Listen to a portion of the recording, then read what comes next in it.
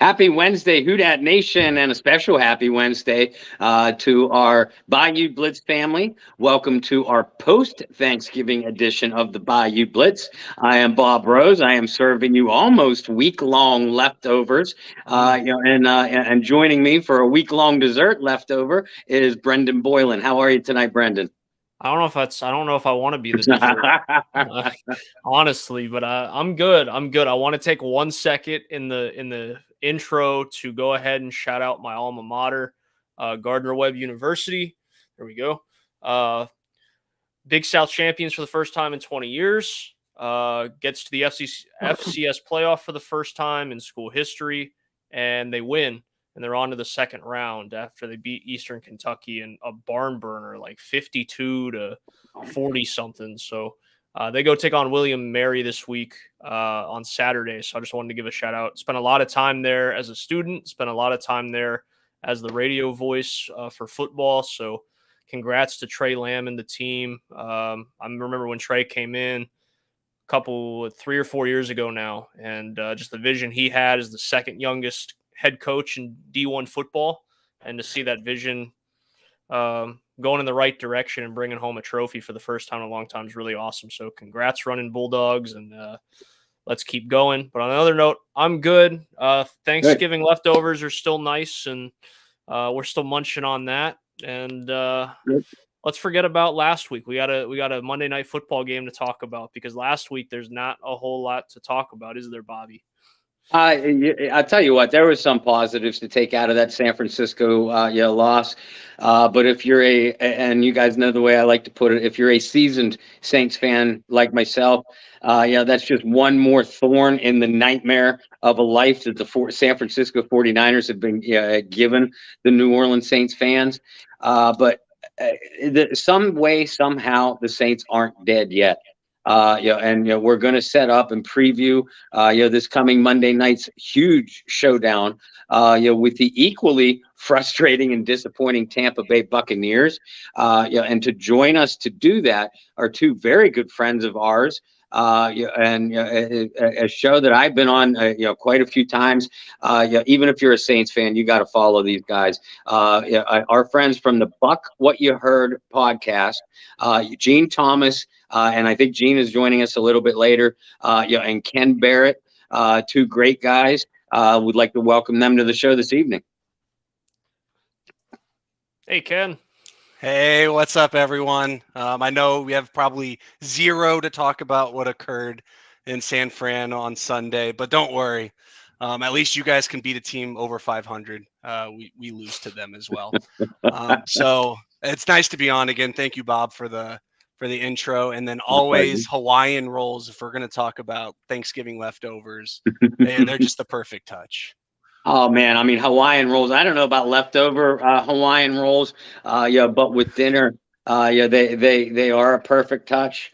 Anybody that knows me in person, I'm a little guy, but I eat like a fat man. And I was happy to almost single-handedly garbage down those leftovers. I can happily confirm all that, Bob. That's right. You've had dinner with me, Yeah. I didn't expect you to eat that much Bob Evans, but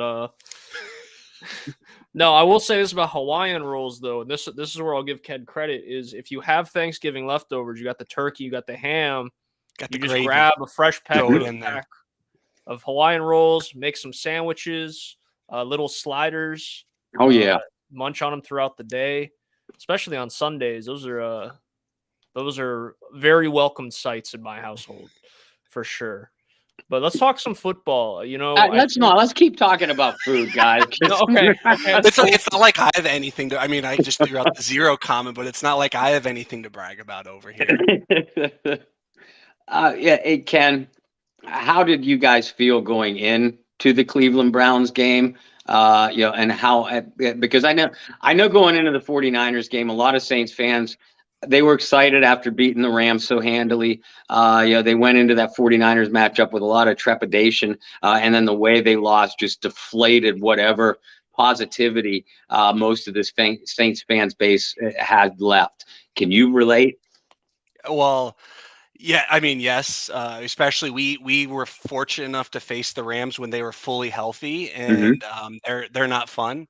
Uh, McVay has our number in general, but going into the Browns game, I mean, if you want to flash back to 2020 from a Bucks perspective, obviously we hit that stretch where we played you all, Kansas Hmm. City, and the Rams, and went on this bad losing streak where you had the bad taste in your mouth. Well, we had Germany where we started to get that good taste in our mouth, get the bye, and it's like, okay, it's an away game, but it's the Browns. I mean, Watson's not playing yet, so you're like, okay, this is that Falcons game from 2020. Maybe they struggle in the first half, but then it starts that second half of the season trajectory. Then Todd Bowles believes in his defense, and Byron doesn't know how to use the weapons at his disposal. And that entire second half is pretty much sums up our season. I'm sure Saints fans kept close tabs on that game because I think we were the 1 o'clock and you all were the 4 o'clock. Hmm. So I'm sure some eyeballs were on that, especially the second half. And that's pretty much how the entire season has been going. I mean, fortunately, the first game we played you all, we were blessed with some turnovers. Yeah.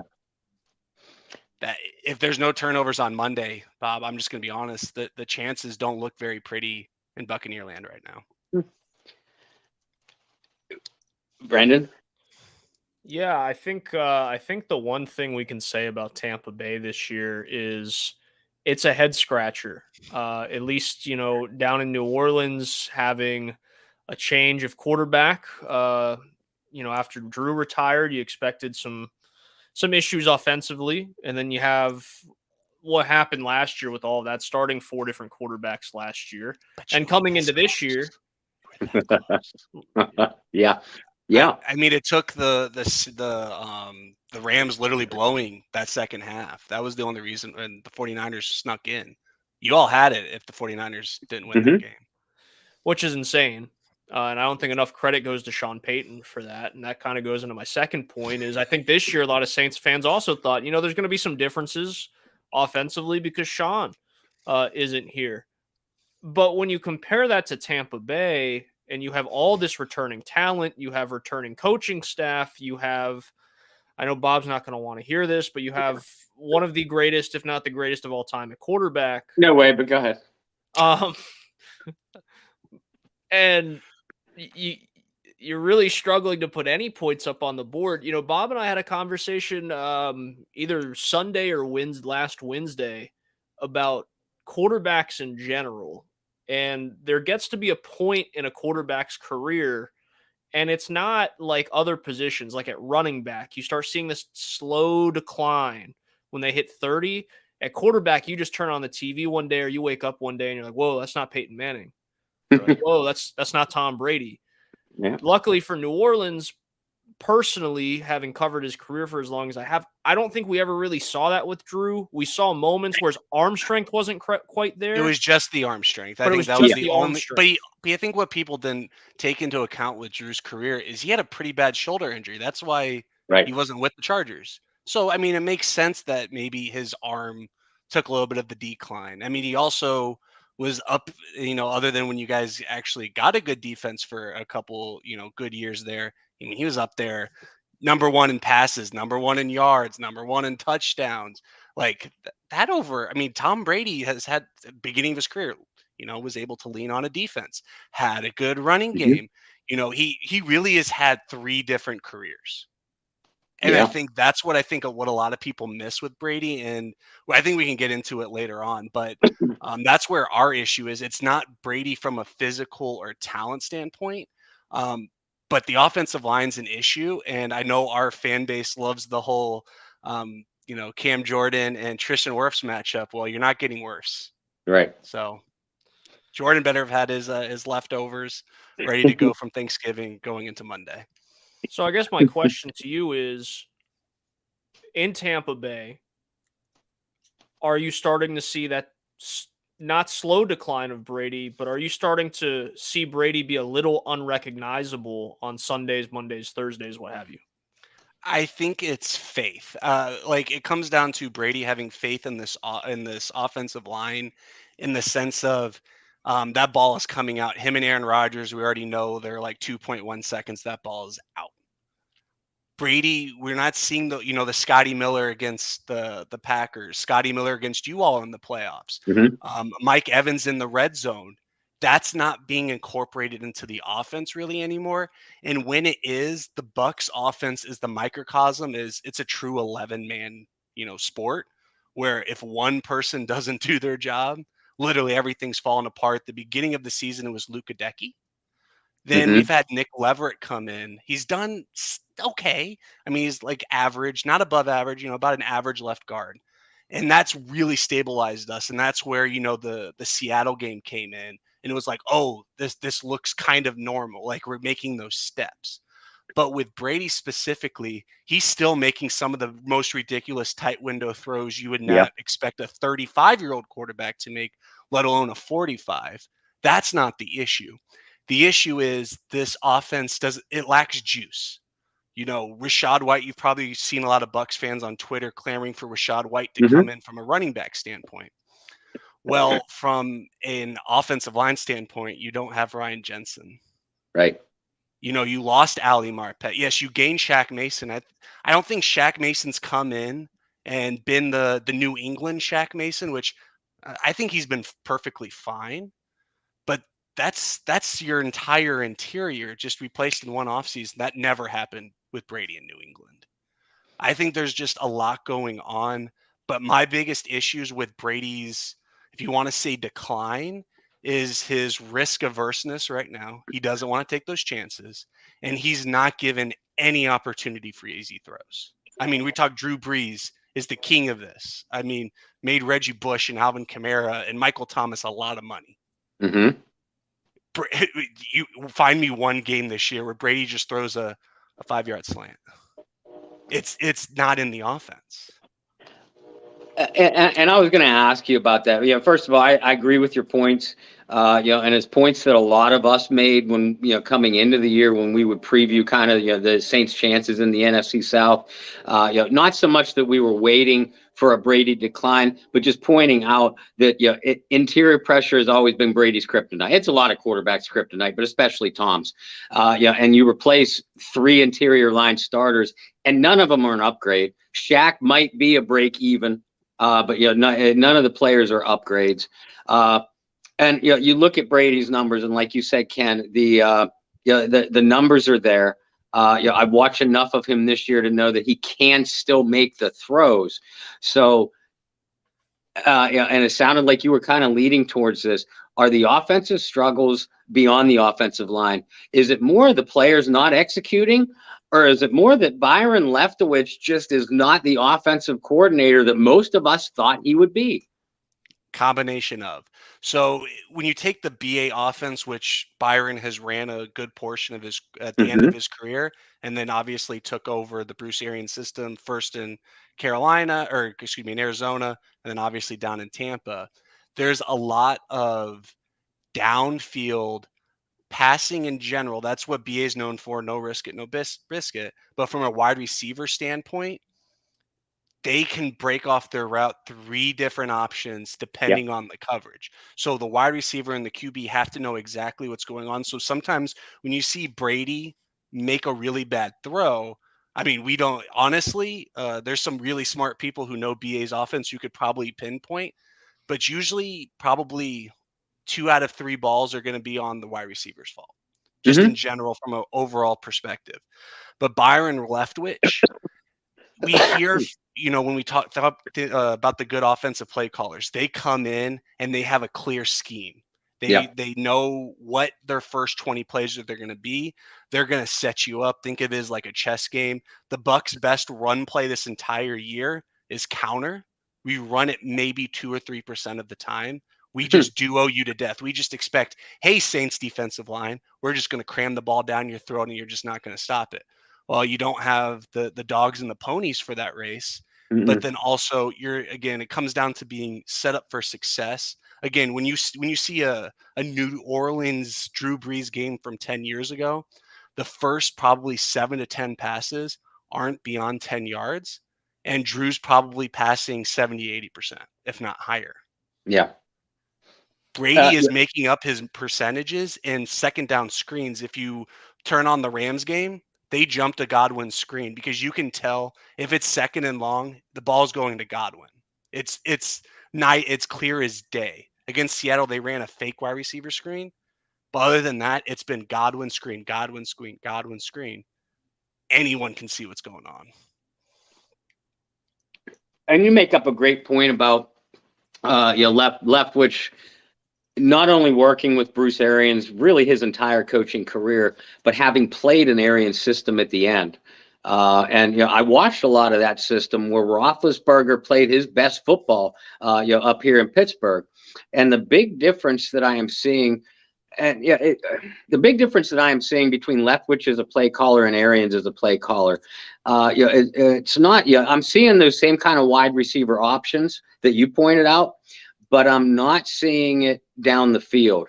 I'm not seeing the aggressive mentality. Leftwich is calling plays a lot like Leftwich the player played, which is kind of the antithesis of what Bruce Arians the play caller was.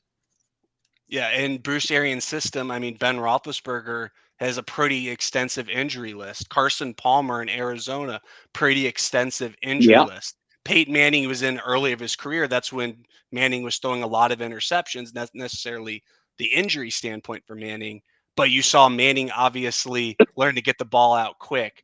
And where I think Byron is coming from, and we saw it in 2020 after that bye week that I mentioned earlier, is it kind of catered a little bit more towards Brady, but there was still some BA left in that blood. I mean, we went from maybe taking 6 or 7 shots during a game. Now it's maybe 1, maybe 2. So Scotty Miller, not as effective. Mike Evans, not as effective. Mike Evans is also injured right now. So, I mean, if any Bucs fans expecting a big wide receiver game from Mike Evans against Lattimore, unless he wants to get a DPI or, just maybe beat him on one route, I can see it. But, I mean, unless they throw Julio on his side and maybe do some rub routes, which, again, the Bucs don't do any of that kind of easy, simplistic, hey, let's create some separation. Everything is a tight window throw.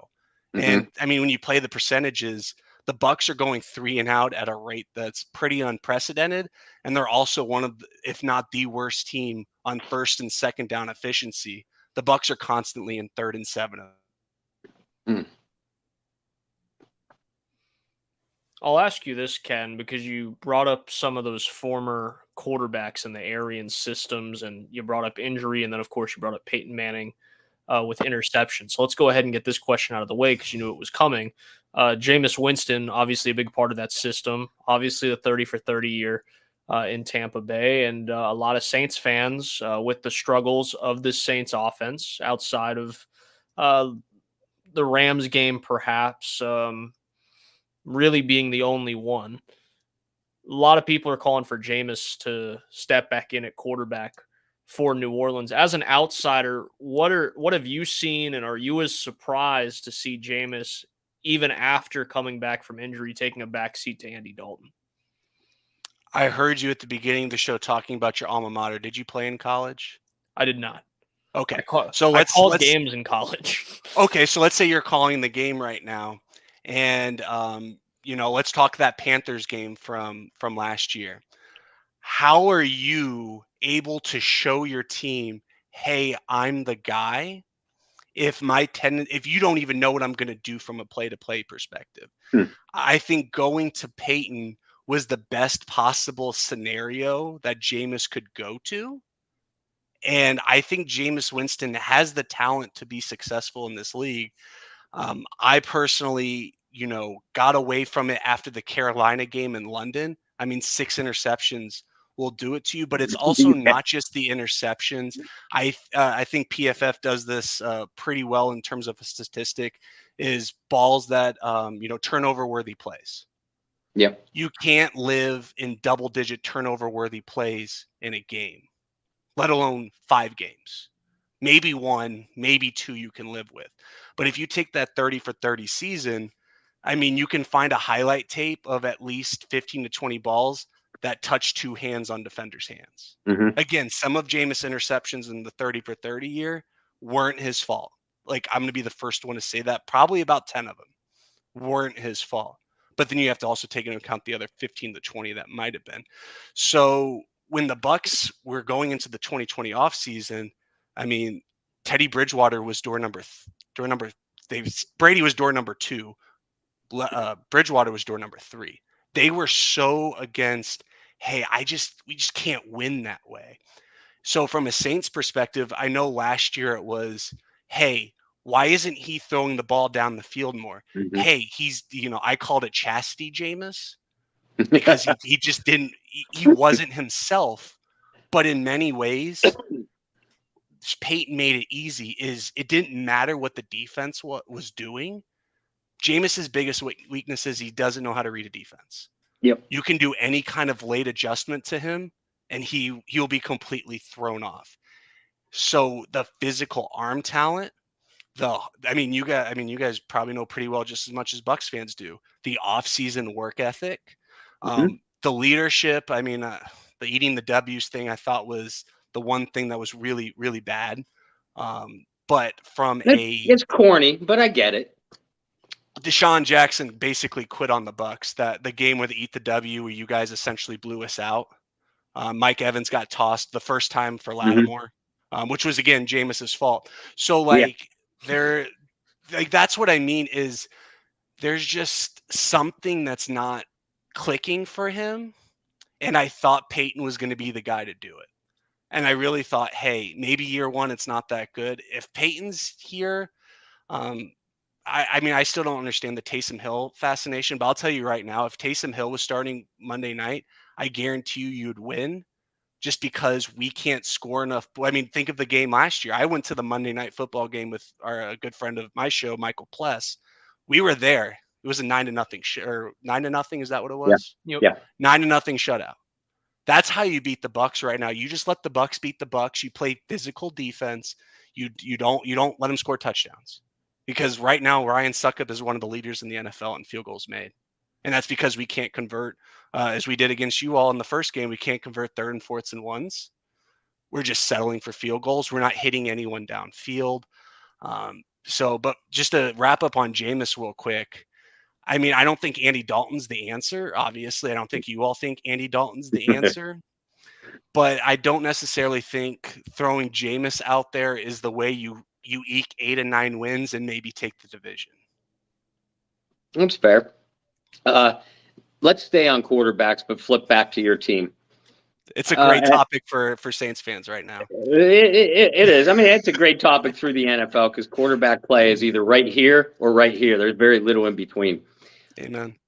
Is this Tom Brady's last year? And if so, is Kyle Trask the next Tampa Bay quarterback, or is it coming from the outside? Oh, man. Okay. So I think the second part of your question about Kyle Trask, I think it'll depend if Bowles is still the head coach at that point. That's a question for later, by the way. But if we don't make the playoffs, I'll tell you right now, you have to fire Bowles. But in terms of Tom Brady, I think it's at least his last year with the Bucs.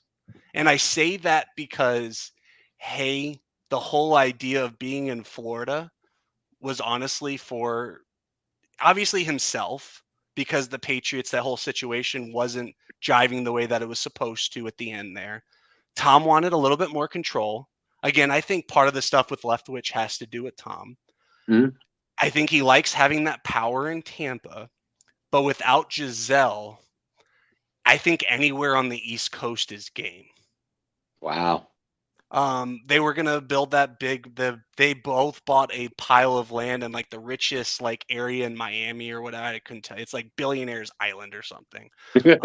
They got this really nice piece of land that they were gonna build a house on. Obviously, the divorce is finalized. It did happen. So he wants to be on the East Coast for his son, Jack. To Saints fans who don't know, he has a teenage son right now. It's his oldest kid with his first wife. And he wanted to be on East Coast with them. I think they're still in the Northeast area, so it's a quick plane ride if he ever wants to see Jack or if Jack's ever down. I don't think that's why I think the Vegases, the Chargers, all of that's going to be out of the equation. But if you're an East Coast team, I think you have a legitimate shot at Tom. If Tua wasn't doing so well in Miami, I really think that's a legit possibility. I mean, I don't think Mike McDaniel's Sean Payton, but I think Mike McDaniel's winning the NFL right now. Your response surprised me. When I asked if he was going to be in Tampa, I meant retire. I was thinking retirement. You're talking like you think he's going to keep playing, just not 1 in or 2 Tampa years. Bay. I think 1 or 2 years, just because I don't think. I mean, think of yourself as Tom Brady. I mean, you're the greatest thing since sliced bread. You're an international celebrity.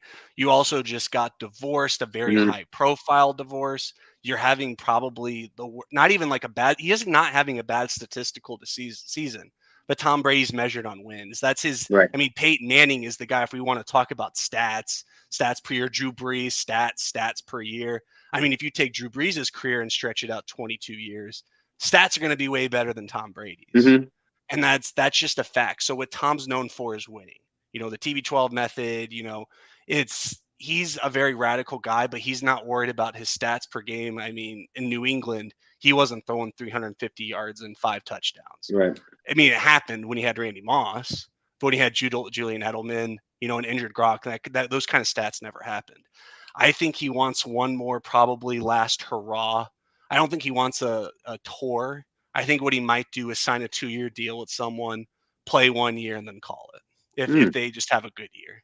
I think he just wants to maybe taste the playoffs one more time. If he makes the playoffs with the Bucs, and let's say hypothetically they did make the NFC Championship game, I think that could be it.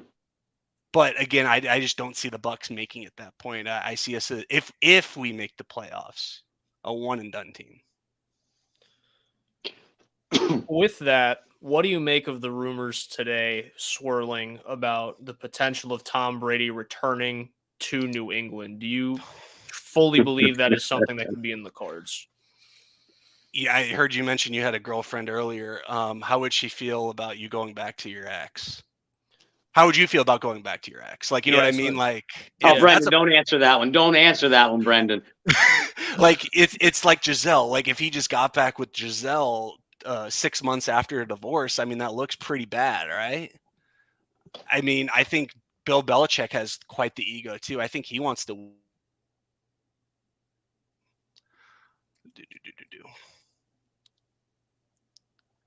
Did we lose him?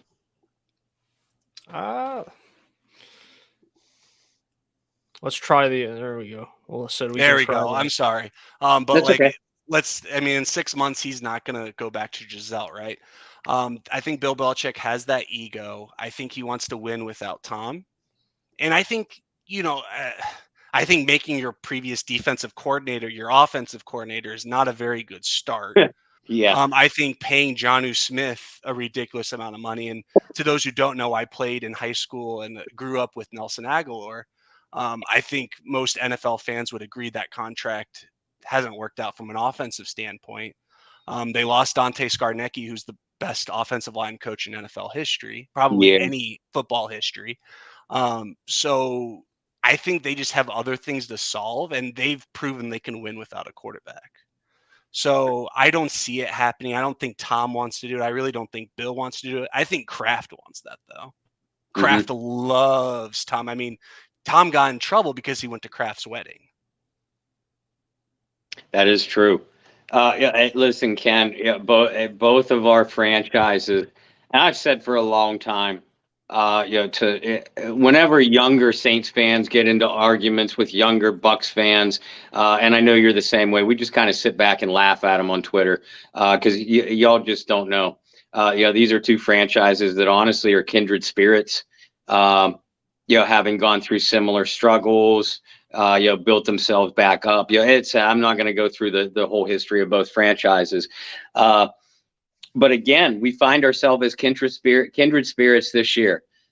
Two very disappointing teams, two very, very good defenses that disappointed early in the year, and two coaching staffs with offensive geniuses that stepped aside, promoted from within, and a very successful defensive coordinator, and now said head coach and established offensive coordinator is under fire. Now, you said something very interesting on my last question about Kyle Trask, and I was going to follow up with the question about Todd Bowles anyway. Do you really think that if Tampa Bay either goes one and done or doesn't make the playoffs whatsoever, they'd move on from Todd Bowles after just 1 year? I think there have to be some kind of circumstance to save him, but you're talking major coaching staff shift. I would equate it to what John Harbaugh went through in Michigan, where essentially he fired half of his staff. Yeah. And went completely younger, I think Bowles has proven Dennis Allen as well from their previous coaching experience. I don't think they learned much. Clearly. And that's sad. And that's sad to say, and also to see, because I know Saints fans, especially, or Saints, the Saints in general, other than Peter King, pretty much saying you guys were going to make the Super Bowl and possibly win it and all that, and Jameis Winston was going to be MVP and all that. Other than that, like, little crowd, I think a lot of people were saying, especially around the draft, when you traded your picks to the Eagles to get that extra first rounder, it was essentially, the Saints aren't making the playoffs. That pick's going to turn into a top 5 pick, blah, blah, blah. I said, no, the Saints to me are and I think it would have been the same thing last year. You would be the number 7 seed that I would never want to play. Mm. I think you guys go into Green Bay and you beat them last year. I think the 49ers obviously did that. I think you guys would have done that. From there, I think it's a crapshoot. What situations, who's injured, who's not. I mean, we saw what Wirf's injury did to the Bucs. Aaron Donald, basically, you just threw anyone at right guard, they would overload, put 3 defensive linemen on the left side, so you had to slide that way, and basically made Brady's life hell. I hope I'm getting you guys the game plan on how to basically beat us on Monday. So I think they will fire him because you keep stealing my follow-up questions. Sorry, I'm very prepared, Bob.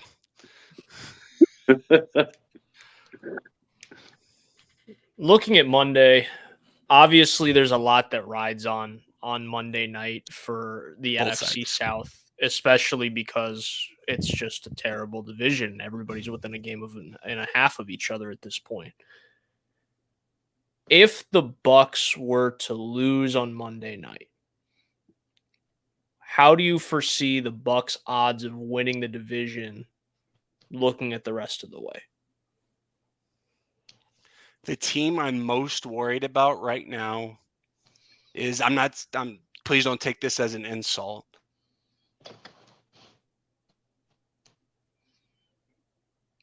He's just pausing for dramatic effect. I'm just going to go screen off for now. Can you guys hear me clear? Yeah, we can hear you. So we figured out what the issue is. It's no one wants to see my face. So from a Panthers perspective, I say them because right now they're playing the best football from a offense, defense, and special teams. Even though they got blown out by the Bengals the past month, they've been doing pretty well. Not to interrupt you, Ken, but I just did an article on that very thing, and Carolina has among the NFC South teams, they beat all remaining opponents. They have the best divisional record, and they have the lowest winning percentage of any of the remaining opponents of any other divisional team. Sorry to interrupt. I figured I'd throw that out there and I agree. They beat all of us. Granted, they beat all of us in Carolina. Yeah. I was at that game as well. Pretty bad. Dragged my dad there as well. So that was not the most memorable from an on the field experience. But I think the Falcons, you all know them best, are going to Falcon probably at some point. But I think going into the season, if you looked at the Falcons, I think they had the worst offense and the worst defense, top to bottom. I mean, Grady Jarrett's amazing. Love that guy. Not playing him, obviously. But you all, we all thought, Thomas was going to be healthy going into the year. He's not. He's probably not going to play the rest of the season. So that, situations with the Saints, injuries, quarterback fluctuations. So I'm not saying I'm not worried about you all. However, Panthers just own the tiebreaker over us right now. We beat you guys. We beat the Falcons. So if we're talking 8 and 9, if we lose to the Panthers, that's a full game you have to make up for if we lose to them a second time. Whereas if we split with you guys and the Falcons, it's not that big of an issue as long as you just rack up some wins. Now, while saying that, the Saints to me still have the best roster of the other three or the other two in the division. But Tampa's shooting themselves in the foot so much. So again, I'm most worried about the Panthers because we saw it even last year too. Sam Darnold went on a 3-game stretch. Right now, for all four of us, it's who the heck can count some wins. Who's going to hit 9 first? Maybe who hits 8 first? That's what our division is right now. Yeah, you're absolutely right. And I've told people, there've been, and all three of us are pretty good, football historians. So, you both know this fact. 2010 Seahawks, 2014 Panthers, and 2020 Washington team were the only teams in NFL history to go into the playoffs winning their division with a losing record. The thing about that is 2 of those 3 teams won a playoff game, and Washington gave you guys a handful. Yeah. Taylor Heineke game, baby. Yep. And listen, I think that both Tampa Bay and New Orleans possess that kind of talent where if either of these teams sneak out the division title, unlike Atlanta, who I agree with you, Atlanta will beat you up on offense, but has very little talent. And outside of Grady Jarrett and maybe an up-and-coming cornerback, I forget his name off the top of my head, they got nothing on defense. So Atlanta, Carolina, they have one and done written all over them. But Carolina, I agree with you, because of the tiebreaker situation, they got to be a dark horse. Atlanta, New Orleans, I think could potentially sneak in. Matchups are everything in the playoffs, guys, as you both well know. They could. It wouldn't shock me if either one of these teams, if they won the South, managed to pull off a playoff win. I think us and the Saints are the only 2 teams who can do that again. No offense to the Panthers. I mean, they've discovered a great thing in their backfield. With Christian McCaffrey now leaving, but there's just so little talent. And their coaching staff is still running all of the stuff that the previous regime, the head coach was running. It's not like anything really changed. It's them kind of figuring out, hey, they probably have the best quarterback play right now. And that's pretty much 1 game from Sam Darnold, 1 game from I almost forgot Walker. Is that PJ Walker? And 1 game from Baker Mayfield. It's not like they've strung all of these great performances together. And I think if you put them on the same field as the Eagles, it's not going to end well. Heck, even the Cowboys. I think both of our teams have proven that the Cowboys aren't that great. I mean, they're just nationally hyped. The Giants are the best story in the NFC to me right now, even with the Eagles having such a good record. I mean, Daniel Jones, I think any of us would love the idea of having our defensive lines go after Daniel Jones. Oh, hell yeah. So that's what I mean. So that's who you're playing in the first round as a 4 seed. You're pretty much looking at the Cowboys and the Giants right now. So I'm not worried personally. I'd be worried about after that first game, but you also have to get there first. And I just don't know if it's like 2020 until I actually see it. I can't believe it. I think the most difficult thing about looking at the Buccaneers and the Saints as potentially playing and hosting a playoff game is this. We kind of talked about it at the beginning of the show, but both of these offenses are some of, if not the most inconsistent in football. Obviously, you can look at the Saints last week. Yes, turnovers in the red zone. Terrible play calling in the red zone led to the first shutout in 21 years. But you know what? I'd rather take a shutout than losing 14-3. And I'll tell you right now, Todd Bowles is kicking that field goal. We did it versus the Panthers. You're right. I was there. That's how scared of a coaching staff we are right now. I'd rather get blown or get shut out. We did the same thing with you guys last year. That field goal meant nothing. So that's just where I'm at right now. What is the biggest strength of your guys' offense at this point? I know that's a tough thing to look at because Bob and I could sit here and try to come up with an answer for the Saints side as well and be a little difficult. Yeah, this is therapeutic for us listening to your problems, Ken. Thank you for being our therapist tonight. I told you before we hopped on that your fan base might think I'm a closet Saints fan or something, and that's just because, and Bob knows this. Like when things are, I'm not just the guy when things are going well. Ha ha, we're better than you. I went into the games last year being like, oh shit, like not that I'm scared, but here's what the Saints present to you. That's an absolute trouble to go up against. The best things about our offense right now is you've probably seen Bucs fans probably tweet about Rashad White. Leonard Fournette is running like a 30-year-old running back. There's times where he's efficient, but he also dances so GD. I'm not going to cuss on here. So GD much. It's ridiculous. He looks like he's a rookie out there sometimes. Rashad sometimes will make the wrong read, but it's been very minimal, especially considering he's a rookie and he's got that juice. Now, if you told me, obviously we know what we got in Godwin. I think this isn't Evan's best career or best season. I think part of that's due to injury. So I won't harp on him too much because he got basically a really bad rib shot about 3 weeks ago. And he's been powering through it. It's Julio Jones. Believe it or not, I know fantasy people drop Julio Jones, worst draft pick I made if I drafted him this year. He is bulldozing people in the run game, and he's that Antonio Brown matchup nightmare. You don't have a third cornerback, most teams. I mean, if you guys had Chauncey, probably, but most 99% of teams don't have that third cornerback. So when he has been healthy, he's been the X factor. He opens things up for Godwin to the point of where I mentioned the screens earlier, where any second down, that ball's going to Godwin. But part of that's because Julio's been garnering some of that attention and also laying down the key blocks when Godwin has been effective in the screen game. Ken, you mentioned Rashad, and he does look like an up and coming back to me. And you surprised me by mentioning Julio. Outside of those guys, instead, let's step away from the negativity from all of our sides just for a second. Who are some of your most positive surprises for Tampa Bay so far this season? I think if you asked Bucs fans that Nick Leverett's play over Luka Decky would be this wide of a margin better, I think you would been called insane. Did you guys lose me again?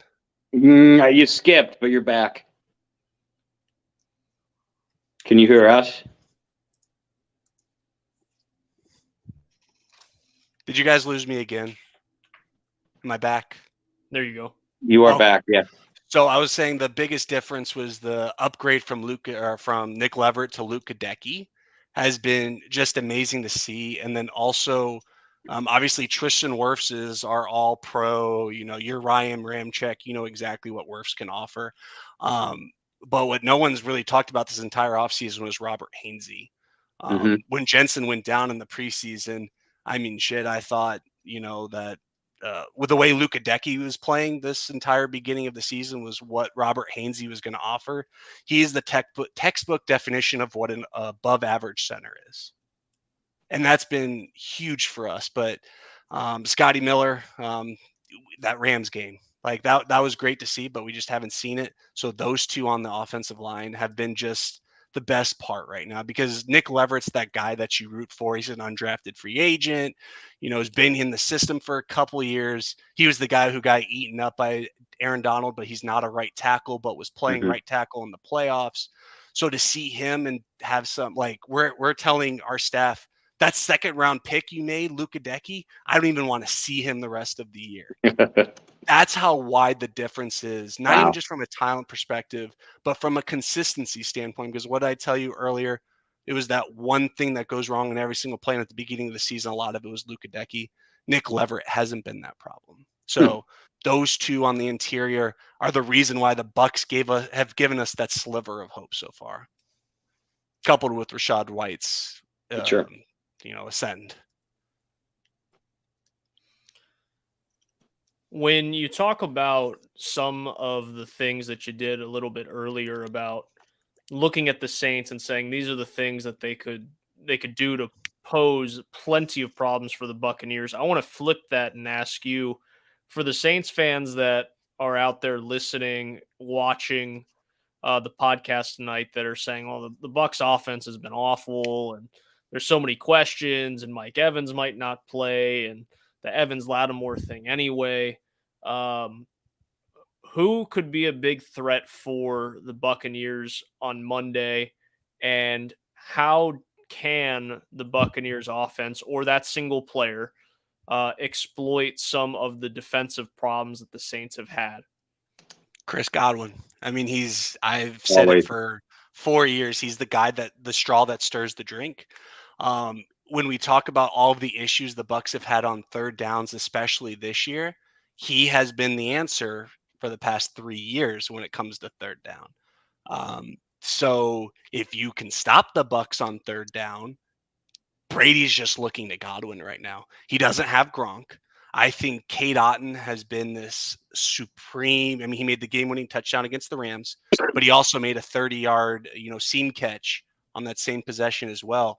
But we're hammering the Cam Brate thing to death, and Cam Brate's, very ineffective. So he's, a safety net for Brady, because the issue is we're not pushing the ball downfield, not opening things up for Evans. So Chris Godwin right now is the offense. I called Julio the X factor. I mean, if Julio wants to be Julio, that's always scary, especially when he's the third option. So I think from a defensive scheme standpoint, if you don't contain Godwin and you let Julio have explosive plays, you're giving the Bucs the keys or the answers to the test, essentially. And I'll tell you, I've been a huge Godwin fan going all the way back to Penn State. How did he fall to the third round after that USC Rose Bowl game? I still don't understand. We took Justin Evans in the second round. Right. Saints great, Justin Evans. Now, thank you guys for actually giving him a second career, because we all thought, honestly, that his career was over. I mean, he picked off Brady. He had 3 interceptions that his final year before his foot injury. But yeah, getting Chris Godwin in the third round, I don't understand how that can happen in today's NFL. It's and I remember, and it might have been Gene, whoever I was talking with, back when my Twitter world was a hell of a lot smaller. I immediately sent a message to, and I was like, "You are getting a hell of a player in Godwin. I wish we would have gotten him." It's just, it was scouts and coaches outsmarting themselves, as always. Godwin doesn't have the athleticism of this guy or that guy. He doesn't run a burner 40 times. It's simply that. And honestly, and I'm a track guy, everybody knows that about me, but when a football player is a football player, he's a football player, and Chris Godwin is that guy. For everybody that always talks about, and I throw this out there all the time, the Saints have done a great job of shutting down Brady. The Saints have done a spectacular job at nullifying, Evans, especially Lattimore, but the whole secondary. Godwin has been the productive guy, consistently productive guy against New Orleans. And I could see that happening again, with or without Lattimore, with or without Evans. And you're right. I see Brady looking for Godwin in big situations where in past years he would have looked for Evans or definitely Gronk. But listen, outside of Tristan Wirfs, who we know is not going to play, what are you hearing about Antoine Winfield? I know he was in and out of off and on of the field against the Browns. He looked awfully beaten up. Is he going to go on Monday? And what other injury issues do the Bucs have? All right.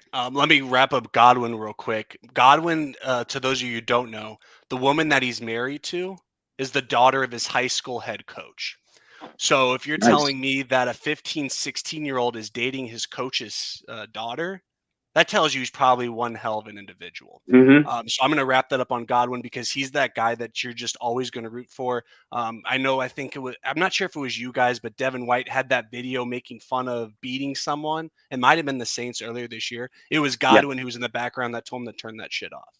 I just want to paint everyone a picture. I respect Alvin Kamara with the Las Vegas thing aside, and DeMario Davis. Those are the two Saints that I hate playing you guys because I have to face them, but I respect the hell out of those two, both what they do on the field, or especially what they do on the field. Now, Antoine Winfield Jr., he is the key of the defense. He's the reason why 2020 happened. Again, how does that guy last? Granted, it was the second round, but still, the middle of the second round. His injury, he's coming off a concussion. He got he was checked for a concussion on Sunday, passed, played the second half, but also has an ankle injury. I expect Antoine Winfield Jr. to play.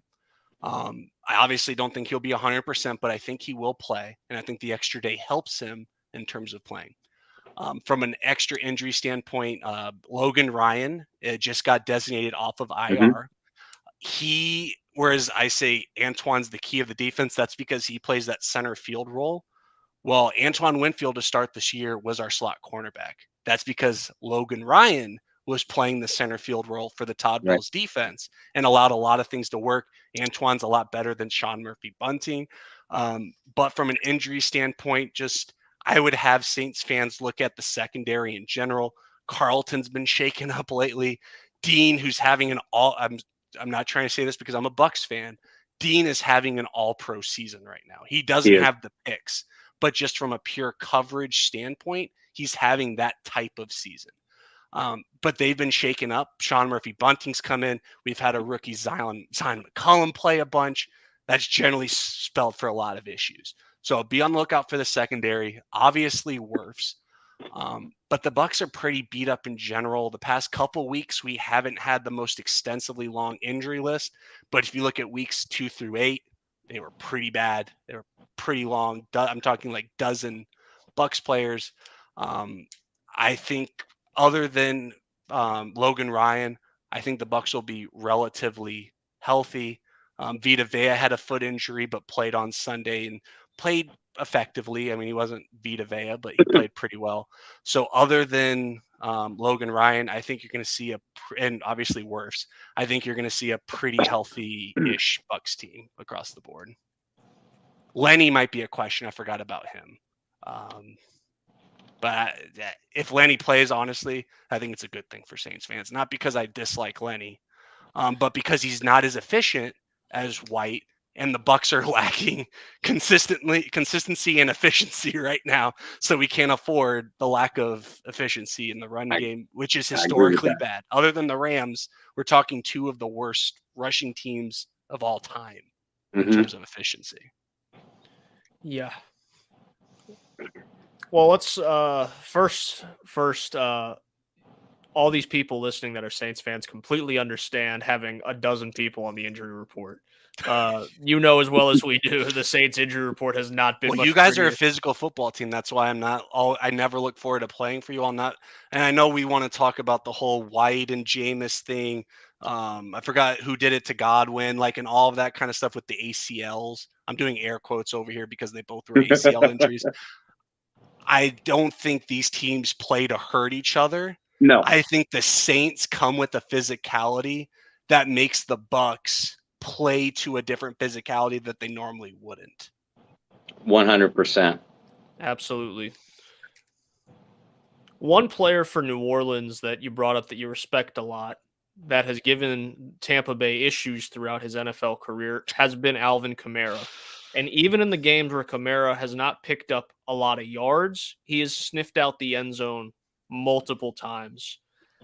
This is a Saints offense that has not been able to run the ball well, particularly in games that they lose. I mean, that sounds like a pretty simple recipe, right? You can't run the ball, you're not going to win the game. But when they can't run the ball, like you just said, good golly, they can't run the football at all. In a game like this where Kamara has a history against Tampa Bay, this is definitely going to be almost a playoff-like atmosphere for both sides. What should Saints fans expect from the Bucs defense and how they game plan for Alvin Kamara? And how do you think the Saints could game plan to take advantage of that Buccaneers defense with Alvin Kamara? Good question. Now, what the Bucs have been historically good at for the past 3 years is run defense. Now, where Kamara has really killed the Bucs is especially in the swing passing game, the angle routes and man coverage. If there's at any point in the passing game you can get Alvin Kamara matched up on Devin White, congratulations, get your 7 to 10 yards, a touchdown, whatever you want or whatever the situation calls for. I think you will get it. Now, with what the Saints should do, the Bucs have really struggled this year up front. Vita Vea hasn't been himself. Akeem Hicks has been injured, and a lot of teams were gashing the Bucs up the middle. Seattle figured out if those two are healthy, that's an extremely bad idea. Now, Shaq Barrett is one person we haven't talked about this year, is out for the season. He tore his Achilles. So right now, your starting outside linebackers are Joe Tryon-Shoyinka and Anthony Nelson, who Anthony Nelson has been a great little surprise. Mm-hmm. However, that's where your running game should attack. It should be, outside zones. Let Alvin Kamara read if he wants to cut inside because that's the hole on a stretch that's open. Great. But if you can get Kamara to not even necessarily the second level, just get him a tiny bit of space, I think that is where the Saints running the ball should attack. Now, in general, though, I recommend that people who play the Bucs, and I wouldn't say abandon the run, but I would try not to run. If you look at Sean McVay versus the Bucs, granted we beat them this year, blah blah blah blah blah. He doesn't even want to try to run the ball, and you know what? 30 points, 30 points, 30 points, 30 points. Okay, this year their offense is just not themselves. Cooper Kupp still gashes us, but the teams that really beat the Bucs understand what Bowles is trying to do, which is in the previous years it was, hey, we're going to play cover 3, we're going to have 8 men in the box, we're going to beat you with numbers. This year he's been playing a lot more cover 2, too high, a lot of what Brandon Staley's kind of been throwing in there from a flavor perspective. Mm-hmm. And that's where the Bucs have been gashed up the middle. Now the past couple of weeks they've been playing that cover 3, cover 1. I would just get your matchups. If that's your tight ends against anyone who's guarding, and this is what teams have honestly done. Who's guarding Devin White? Watch the Ravens game. Zion McCollum comes in at corner. Lamar Jackson targets Zion McCollum. If Dean and Carlton Davis are healthy, Devin White. You'll see Tyler Linderbaum make a career off what he did just in the run game to Devin White, but also just watch any game outside of the 2020 postseason. Devin White is the most inconsistent linebacker in the NFL. Yeah. He is one of the most talented. If you want to talk about, I'm not going to say Devin White's Jameis Winston. Jameis Winston also gave you 30 touchdowns. Let's throw that out there. Devin White is he forced the turnover versus Geno Smith in Germany. I can't remember the last time he's forced a turnover. People think he's this blitzing machine. Vita Vea, Ndamukong Suh, Akeem Hicks, they're stunting, and their stunts allow Devin to come in untouched, which his speed at the linebacker position is almost unmatched unless you're Fred Warner. But that's the thing. Like, if you can figure out how to get Devin to think, you won, because Devin's got the green dot. Our defense is better when Logan Ryan's in the back, Antoine's in the back. That's when our defense is more consistent. But Devin White's got that dot. If you make Devin White confused, you win. And I said this earlier, if you play Taysom Hill, you win. I don't mean that from a quarterback perspective. He's the least talented quarterback of the 3. That's clear as day. I think we all can agree.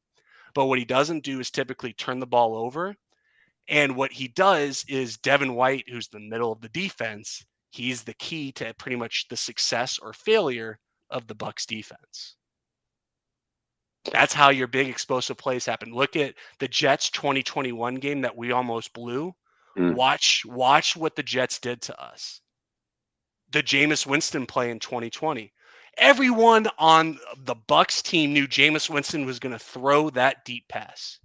Everyone could tell you. Trick plays, misdirection, counters. The Bucs, you have to literally play John Gruden football for the Bucs to really be dominant. If you want to look at the Chiefs, you just make people think on the Bucs defense, especially Devin White. That's trouble. We've had some interesting mantras. We had a couple friends of ours, previewing the Raiders game. Give us the saying. Kicking is for losers a few weeks back. You just gave us a new one. Thinking is trouble. It's a mantra I lived most of my young adult life, unfortunately. Maybe I'll pick that one back up again. Thinking is trouble, Who Dat Nation. We got to make Well, t-shirts. some people can Thinking is think, for but losers. well, yeah, Thinking but is trouble. Those are best-selling t-shirts, guys. We have a whole new side business.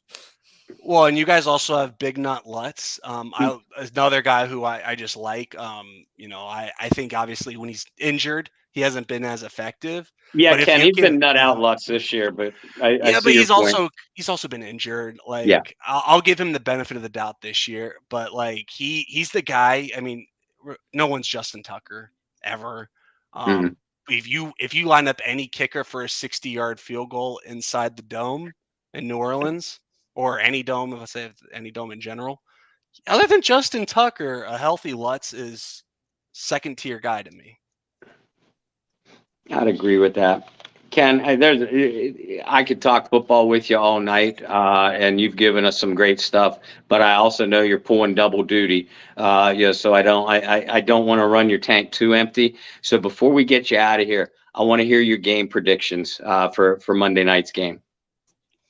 13-6. Who do you think I'm picking? Who are I'm you picking the picking? team that Because can you've been actually down on your score team this year. 13. No, I think I'm going to pick the team who can actually score 13. And I say that because take all of the games we played against you in the Todd Bowles, Bruce Arians era. I mean, you take away those turnovers we created in the playoff game, the offense isn't looking too good. And remember, in our game earlier this season, we put up 20. Someone gave us 7. So I think that needs to be taken into account. So I'm going to pick 13-6. I think the Bucs will have a chance to keep this a game. I don't think the Bucs can get out to a lead. And that's what scares me because they're going to try to establish the run against the Saints. And I don't think it's going to work. I think the defense will keep us in the game. I think 13 is a very respectable number.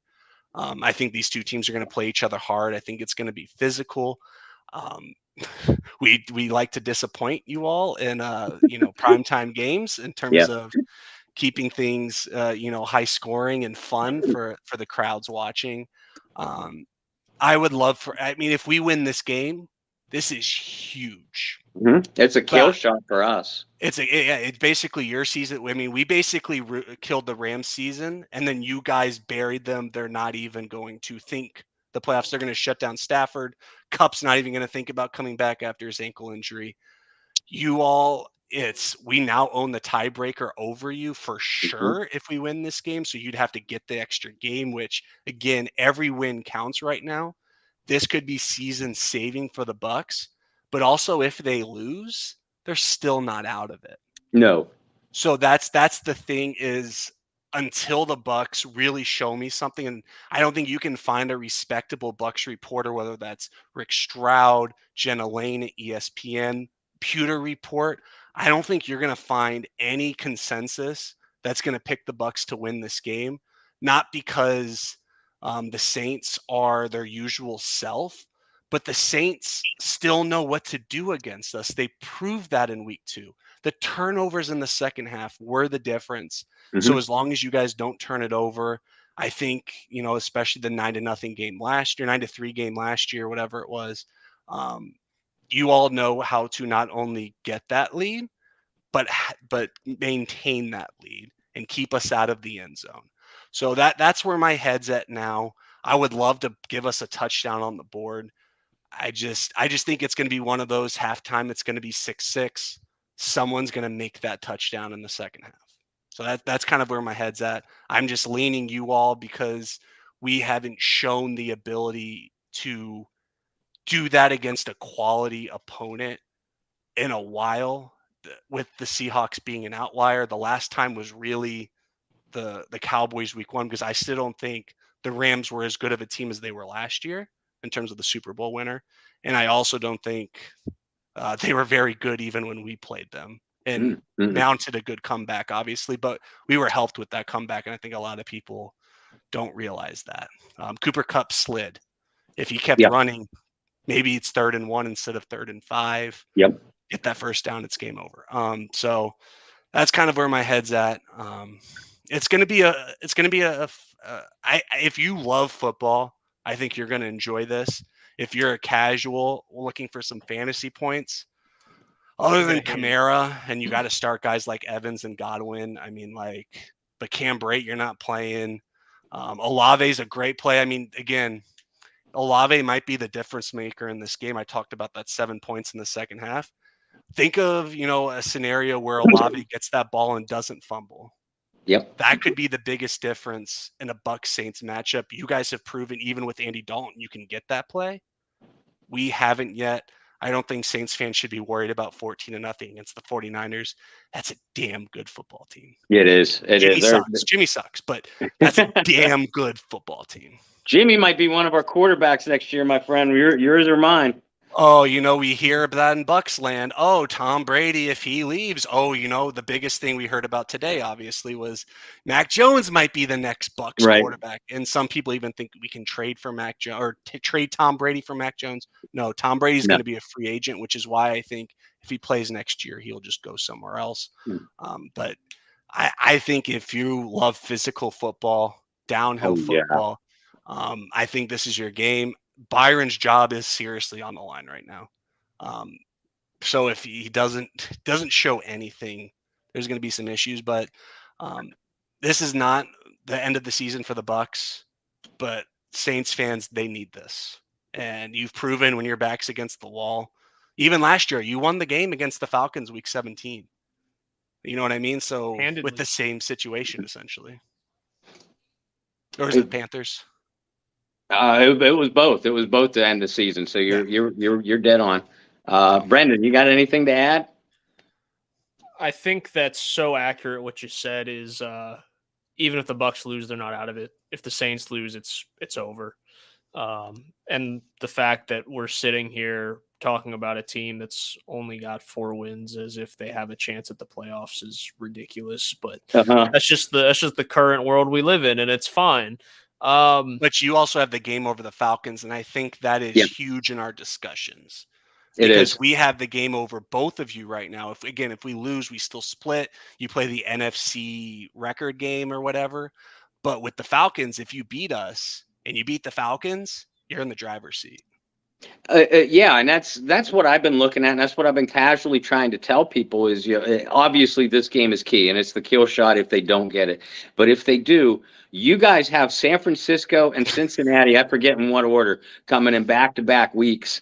San Fran's on a short week in San Fran. We play them next Sunday after the game against you all Monday. So that's a short week in San Fran. That's the number one game before the bye. I had that one already as an L. I think the Bengals was going to be the fun, hey, have they turned the corner game, part 2 thing. But right now, those two look like L's. So it's pretty much who beats each other in the division is how everything looks right now. Yeah, exactly right. And if the Saints take this, and the Bucs, the Bucs would still have to lose one, but just one for the Saints to catch up. And all they need to do is tie, because they'd have that. I think they wouldn't have the head-to-head tiebreaker, obviously, but I think they'd have either conference or division tiebreaker, one of the two. And you would have, conceivably, if the Saints beat Atlanta and Carolina, they would have the tiebreakers over each of them. There's your division, Who Dat Nation. But at the same time, the Bucs win this game. I'm not going to say stranglehold, but they are very much in control of their own destiny. Well, even worse, we control you. Because right now, the only reason why we have essentially the lead is because we beat the Falcons. If we lost to the Falcons, everything goes through them. If we beat you, essentially, you have to get through us, which if you lost both of those games, again, you have to make up that extra game. That's where it becomes difficult. Now, if you split, that's when the fun begins. Yeah, and we're here for the chaos. That's why we do this, where we root for rival teams, but we do this as a family because we're here for the chaos. Absolutely. Hey, and again, I know we don't like to consider us rivals because I know you guys got the Falcons, but I think both of us, especially the past 3 years, it's definitely a nemesis game. And I know I said that the last time you were on with us earlier in the season, Bob. I think the past couple years, it's been, hey, you're the threat. Yeah. Hey, you're the threat. Like preseason, you guys were talking about, hey, this is the Bucs situation. Yeah. We got it goes through them. Well, now I think the Bucs have proven the past 3 years you can beat the Falcons, you can beat the Panthers. We got the playoff game. That's all we really had until this past early in the season. But again, I think that was gifted to us. So and again, we had a bunch of turnovers in that playoff game too. Yep. It's not like we played a game and just beat you. That still hasn't happened yet. So that's where I think Bucs fans are really worried about Monday night. Yeah, and it's going to be a physical matchup. But listen, thank you so much for spending some time pulling double duty with us. Tell our followers, tell our listeners how they can find you and how they can find your show. Absolutely. So on every Wednesday night at 7 p.m., it'll be on the Buc What Ya Heard YouTube channel. Also, my co-host Gene, who wasn't able to hop on tonight, you can just search on Twitter, Buc What Ya Heard. For me, it'll be Bucs_Barrett, Barett, 2 R's, 2 T's. You can just go to Bob Rose's followers and you probably find me that way. Pretty easy to find. Again, I'm pretty even keel. You won't find me really hating the Saints. I have some fun banter with Bob, but that's about it. But even Bob will tell you I'm not insulting. Not at all. I'm very fun, but I'm a very analytical person. So if I see the Bucs deficiencies, I'm not going to ignore them. But if I see the Saints have issues, obviously at quarterback, like for instance, I'm happy to point that out. Much to my chagrin, but it is all in fun. Bayou Blitz family. Ken is one of my favorite follows of other teams. He will have fun with you, but he won't be insulting. He won't be he will not be demeaning. All in all, just a good guy. And Gino is too. Catch their show. I'm a frequent guest. I am so happy that you took some time out to join us. We're going to make this a regular thing, and we'll get together this off season because there's going to be a hell of a lot to talk about. Who's not going to be a Buck anymore? Who's not going to be a Saint anymore? How do we fix this burning building? Again, we're here for the chaos. We're both in the crossroads. I mean, we're looking at a post Brady world, and I think, granted, you guys don't have the first round pick, but there's not to say, hey, Derek Carr. Hey, you get the right guy. I think I think Dennis Allen's probably on his way out. I hope if you guys are 7-8 wins, maybe you give him one more. Right. But if things stay 4, 5, 6 wins, he's probably gone. And I think that's, again, where the fun begins. Because if the Bucs don't make the playoffs, again, I really think Todd Bowles will be fired. But I also don't think Kyle Trask necessarily will start the next year. The Bucs are always looking at door number 2. And Jason Light's a good GM. You guys, Howie Rose, you guys got a good GM. So, I mean, all it takes is one draft. I mean, you guys, what was it, 2015, 2016? 2017. 2017. That's all it takes. You're right. Knock it out. All righty. Well, thank you guys again for having me on. And maybe once in a year, we'll just flip-flop on each other's shows. No, Kenny, we got to do it more than once a year. During the season when we play each other, okay. You know what I mean? Like 1 week you go on mine, 1 week I go on yours. And then the off season, hey, I'm free. Sounds good to me, man. Thank you so much. Have a good one, everyone. Thanks, too. Thank you. Peace.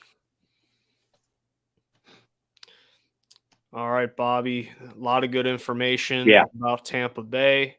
A lot of good information. Some people even throw in the comments. Now they have hope. So maybe he just talked people off the ledge as a Bucs guy. Interesting.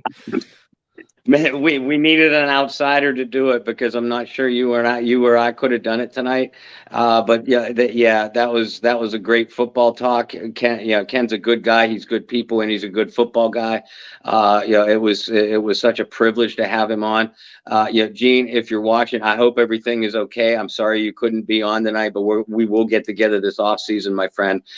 Bayou Blitz family, I hope you enjoyed the show tonight.